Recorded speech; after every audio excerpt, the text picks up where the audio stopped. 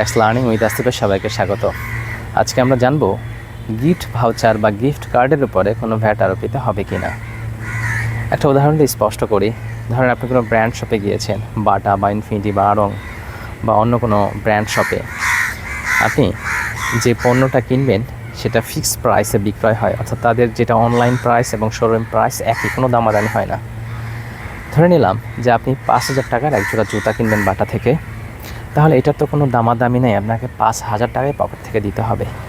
কিন্তু আপনাকে তারা 3,000 টাকার একটা গিফট কার্ড দিয়েছে, 3,000 টাকার, তাহলে আপনাকে টাকা দিতে হয়েছে পকেট থেকে 2,000 টাকা। প্রশ্ন হলো, তাহলে কি 5,000 টাকার উপর ভ্যাট আরোপিত হবে না 2,000 টাকার উপরে ভ্যাট আরোপিত হবে?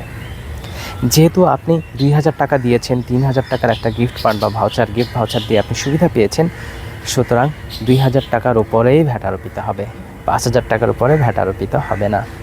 Happy learning.